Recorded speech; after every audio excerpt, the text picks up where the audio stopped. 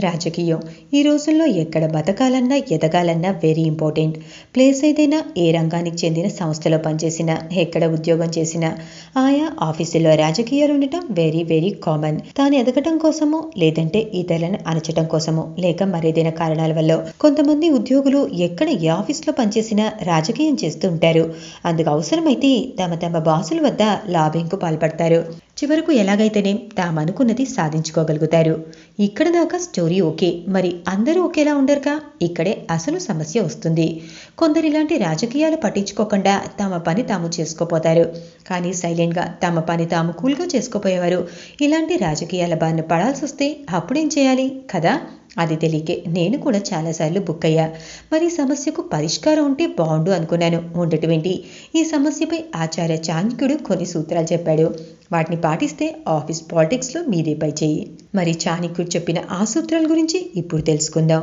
చాణక్యుడు చెప్పిన ప్రకారం ప్రతి ఒక్క వ్యక్తిలో ఏదో ఒక బలహీనత దాగి ఉంటుంది. దాన్ని పసిగట్టి అందుకు అనుగుణంగా ప్రవర్తిస్తే ఆ బలహీనతలున్న వ్యక్తులు మనకు లొంగిపోతారు. సో వీలైతే ఆఫీస్లోని మీ కొలీగ్స్ బలహీనతల్ని తెలుసుకోండి. దీంతో వారిపై ఆధిపత్యం చేసేందుకు అవకాశం లభిస్తుంది. అయితే ఆ బలహీనతలు తెలుసుకోవాలంటే మాత్రం వారితో ఫ్రెండ్షిప్ చేయాల్సిందే. అలా చేస్తేనే వారిపై పైచేయి సాధించటం వెరీ ఈజీ. ఇక మనకు శత్రువులుగా ఉన్న వారి బలహీనతలు తెలుసుకోవటమే కాదు, సరైన సమయంలో వాటితో వారిపై అటాక్ చేస్తేనే తగిన ఫలితం ఉంటుంది.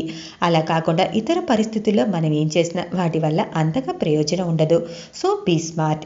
అంతేకాదు, ఇతరుల పట్ల మనకు తెలిసిన బలహీనతలను ఎట్టి పరిస్థితుల్లోనూ మరొకరికి చెప్పొద్దు. అలా చేస్తే దానివల్ల ఇతర వ్యక్తులు మనకన్నా ముందు దానివల్ల లాభపడతారు. శత్రువులుగా ఉన్నవారు ఎప్పుడైనా బలహీనతల్ని లక్ష్యంగా చేసుకొని తమ తమ అస్త్రాల్ని ప్రయోగిస్తారు. ఇలాంటి వాటిని ఎదుర్కోవటానికి సిద్ధంగా ఉండాలి. శత్రువులు మనకు పట్టుబడ్డప్పుడు వారు మనతో స్నేహం చేసేందుకు ముందుకొచ్చినా వారిని ఎట్టి పరిస్థితుల్లోనూ నమ్మకూడదు. అంతేకాదు, ఎక్కడ ఏ సందర్భంలోనైనా మన మంచి నడవడిక ప్రవర్తనతో మెలిగినప్పుడే ఇతరులు మనకు విలువనిస్తారు.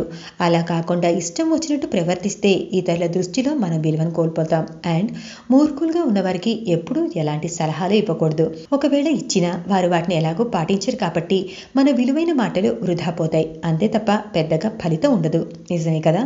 ఏంటో మనం వాళ్ళు బాగుపడతామని తెగ ఆరాటపడిపోయి మరీ సలహాలు ఇస్తూ ఉంటాం. సో ఈసారి ఎవరికైనా సలహా ఇచ్చేటప్పుడు కాస్త ఎవరికి ఇస్తున్నామో ఆలోచించి ఇవ్వండి. అండ్ అన్నిటికన్నా ఇంపార్టెంట్, పావుకు పాలు పోసి పెంచినా అది విషయాన్ని చిమ్ముతుంది, కానీ మనతో మంచిగా ఉండదు కదా.